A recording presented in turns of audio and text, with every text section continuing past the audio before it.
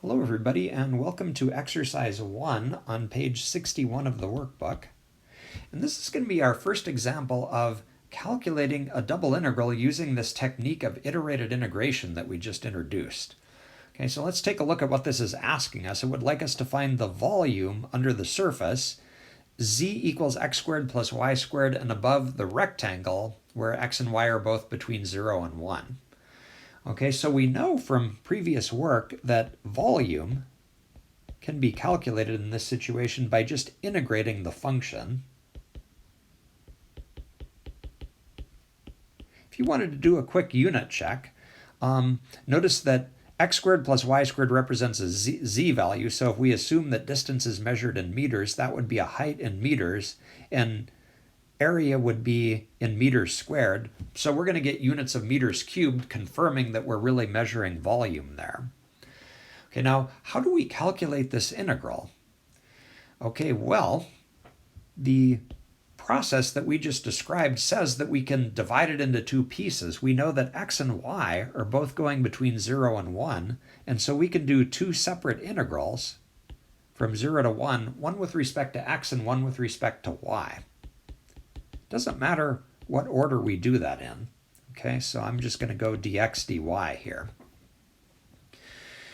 Okay, now how do we calculate something like this?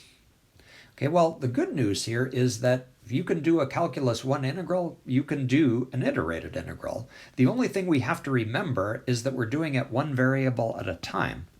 Okay, so let's start with the integral on the inside. We're going to work our way from inside out. That inner integral has as its variable x. Okay, it's just a dx. So what that means is that when we take our antiderivatives, we have to remember that y is being treated as a constant. And I'm going to write that down just so that we remember it. Y is constant over the inner integral. Okay? So let's see if we can do that now. Okay, so just focusing on the integral on the inside, we need an antiderivative for x squared plus y squared with respect to x. Okay, so starting with x squared, if we find an antiderivative for x squared, we're going to get x cubed over 3, just the ordinary power rule.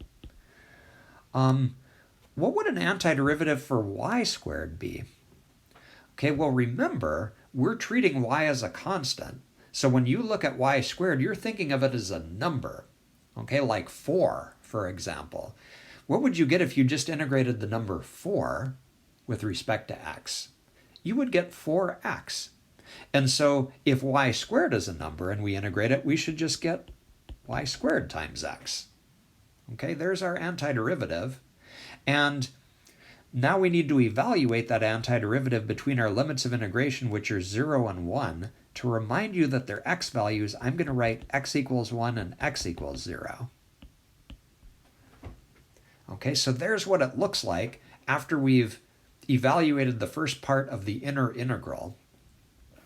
Okay, and so now we want to take our limits, the x equals 1 and x equals 0, and substitute those in for x.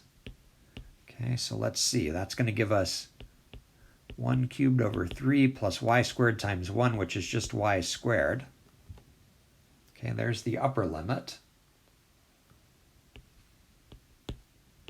Minus the lower limit, which would be 0 cubed over 3 plus y squared times 0, which is just 0. Okay, and we've still got a dy to go there. Okay, let's take that and simplify it a little bit.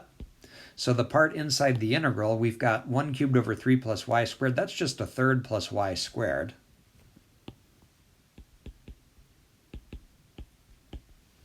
Okay, and then notice that the second part here, that's just 0, so we don't even need to write it. Okay, so we're not done with the problem yet. There's still work to do, but notice that we have evaluated the inner integral. Okay, so we're kind of halfway done with the problem at this point. And what's left to do is to just complete the integration of the inner integral. Okay, and now we've only got one variable left, dy. So we can just take antiderivatives in the ordinary way, starting with a third. Antiderivative of a third is a third y. Okay, and if we take the antiderivative of y squared, we're going to get y cubed over 3. Okay, and we're going to evaluate that between 1 and 0. Okay, and if we plug those limits in, let's see what happens here. We're just going to get a third times 1 plus 1 cubed over 3. There's our upper limit. And if we plug 0 in for all of our y's, we're just going to get 0 twice. Okay, so in a nutshell, our answer appears to be 1/3 plus 1/3 again, and so we're going to get 2/3. And so we have just calculated the exact volume under the surface, x squared plus y squared, in this rectangle.